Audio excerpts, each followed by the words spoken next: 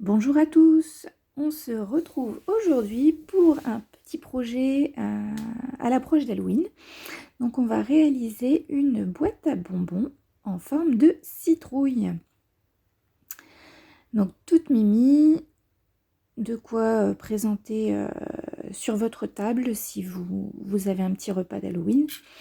Donc pour réaliser cette boîte, j'ai utilisé un ancien die qui n'est plus au catalogue, qui permet de faire des boîtes arrondies. Et donc pour la version que je viens de vous présenter, en fait, j'ai utilisé un plioir qui donne un effet bois.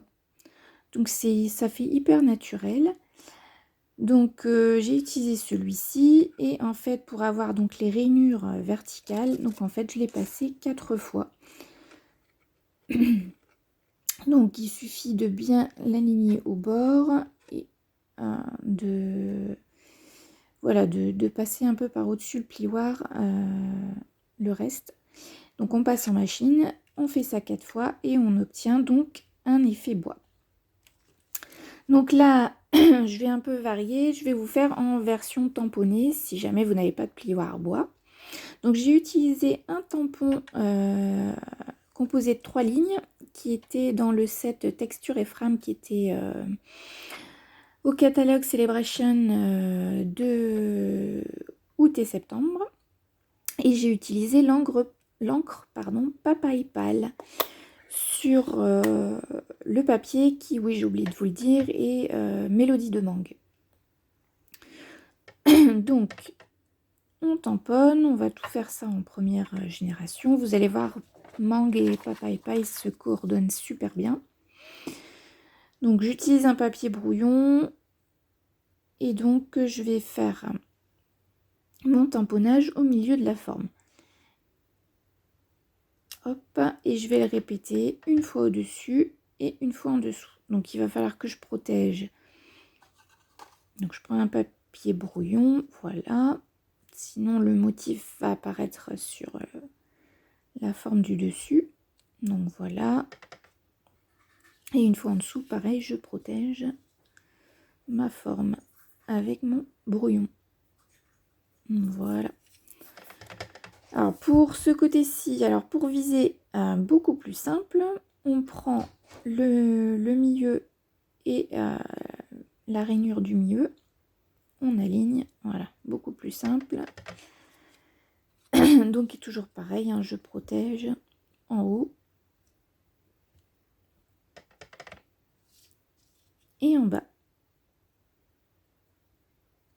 Voilà, donc vous avez compris le principe. Bon, avec ce tampon ligné, j'essaye un peu de reproduire les lignes qu'il y a sur la citrouille. Donc c'est plus rapide que l'effet bois, ça c'est évident. Moi, vous voyez les deux versions, tout le monde n'a pas un plioir effet bois. Voilà, donc je monte la boîte. C'est très simple, on commence par la anse et on vient refermer les côtés. Donc bien évidemment, là j'ai pas mis de bonbons, mais vous mettez des bonbons avant de fermer la dernière partie. Et voilà, ma boîte est faite, il ne reste plus qu'à faire la petite déco au-dessus. Vous voyez, l'effet il est vraiment très très sympa, j'aime beaucoup cet effet de ligne là, ça rend bien, ça rend bien. Voilà. Donc pour le feuillage, j'ai utilisé le lot parfum de fraise. Donc il y a la perforatrice et puis il y a les tampons. Donc je vais utiliser la feuille là et la plus petite ici. Donc on commence par les feuilles. Donc je vais les tamponner donc sur du papier vert olive. Alors j'ai mon petit mini encreur que je fais maison vert olive. Donc là ça sera donc du ton sur ton. Comparé à tout à l'heure du Papaye Pâle sur la Mélodie de mangue, vous voyez que ça faisait aussi du ton sur ton. Parfois il faut tenter, voir ce que ça donne et puis ça va très bien. Donc j'en tamponne 3. Alors pareil, selon vos goûts, hein, si vous voyez qu'avec 2 ça vous suffit, vous faites que 2. Hein. Et donc, bon, alors, le problème donc avec ces perforatrices multiformes, c'est que si vous tamponnez n'importe comment, là comme j'ai fait, alors déjà oui, hein, ces perforatrices, si vous ne les connaissez pas, s'ouvrent et se ferment. Donc, hop, vous voyez, je suis embêtée. Bon, alors là, vous voyez pas, là, vous voyez, je suis embêtée là, parce que je les ai pas tamponnées dans le bon sens. Donc, tout simplement, vous allez venir détourer, enfin découper. Et puis, vous allez pouvoir ainsi plus facilement découper. En tant que j'y suis, je vais découper aussi la 3e. Désolée, là, je suis un peu hors champ. Voilà, hop. Ça sera fait. Donc, je reprends ma perfo et cette fois-ci, c'est bon. Bon, alors, vous voyez, bon, c'est quand même un peu embêtant, mais je vais vous montrer une petite astuce juste après. Donc, je centre bien. Hop, et j'appuie. Bon, alors attention, parfois, paf, ça vole. Donc c'est pour ça que j'ai mis ma main devant. Donc ici, ça va être beaucoup plus simple. Hein, vu que j'ai de la marge sur le côté pour bien tenir le papier. Donc là, c'est nickel. Voilà, j'ai mes 3 feuilles. Donc ensuite, j'avais déjà préparé le petit feuillage en cidre à la cannelle sur du ocre roussillon. Pour celles qui veulent connaître les couleurs. Donc là, vous voyez, là, c'est une toute petite feuille et je suis très embêtée parce que bon, j'essaye de passer avec mon doigt, hein, mais bon, je galère. Donc la petite astuce, je vous en ai peut-être déjà parlé, c'est d'utiliser une petite languette. Alors, si vous avez sous le coude du post-it, ça va. Si vous n'en avez pas sous le coude, bon bah il suffit de mettre un petit point de colle. Et ça ira très bien. Donc voilà, vous collez ça derrière le motif. Bon alors là, hop, hein, je me rends compte que j'ai fait la boulette. Donc avant que ça sèche, hop, je tourne. Et là, ça y est, je suis dans le bon sens. Voilà, donc ce qui est beaucoup plus simple. Alors par contre, bon, si vous avez une feuille post-it, ça va aller pour perforer. Là, comme j'ai 2 épaisseurs, c'est un tout petit peu plus dur. Voilà. Vous voyez, plutôt que galérer pendant 5 minutes à essayer de bien positionner le petit motif avec une bande à l'arrière. Donc là, vous pouvez la laisser ou l'enlever, ça c'est comme vous voulez. Comme c'est assez petit, moi j'avais peur d'abîmer ma feuille, donc je l'ai laissé. Donc on va passer au montage de tous ces éléments. Alors pour coller, soit vous utilisez de la colle, soit ici je vais prendre des points de colle. Donc c'est plus facile, plus rapide. Donc vous mettez ça, votre petit point de colle à l'arrière de votre feuille et vous venez positionner sur votre boîte où vous le désirez. Bon, moi je vais reprendre exactement le même motif que j'ai fait tout à l'heure sur la première boîte. Donc pensez aussi, là j'avais oublié de le faire, de donner un peu de forme, de relief en fait à votre feuille. Donc vous utilisez soit vos doigts, comme j'ai fait là, ou vous pouvez également utiliser un plioir. Donc là, hop, voilà, soit avec les mains, soit comme ceci, avec un plioir. Je pense que vous avez compris le principe. Donc je vais pouvoir positionner ma 3e et dernière feuille. Voilà.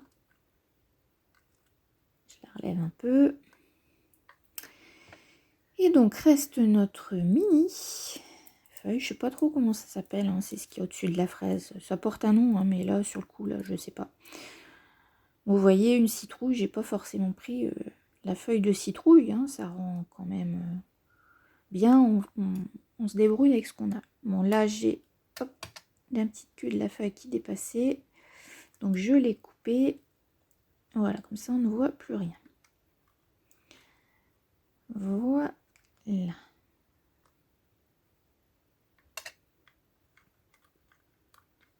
Hop.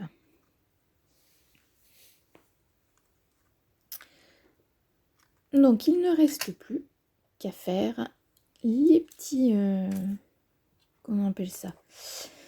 Comment je vais appeler ça? Les petits zigouigouis. Donc, ces petites choses, ces petites bandelettes. Alors, c'est des bandelettes donc, qui mesurent 2 mm. Donc, c'est très très précis. Donc, j'en ai besoin de 2. Donc là, il faut vraiment que votre lame soit nickel. Si elle est trop ancienne, vous n'allez pas réussir à bien couper. Donc hop, j'ai mes 2 morceaux. Et maintenant, on va revenir. On va dézoomer. Donc, vous voyez, hop, c'est vraiment très fin. Vous pouvez faire aussi, quand vous avez des petits paniers, que vous voulez un peu d'herbe ou des choses comme ça, vous pouvez faire des petites bandelettes aussi, ça marche très bien. Donc là, je vais les couper en biseau. Ça, c'est du détail, hein. Pour que ce soit bien fini.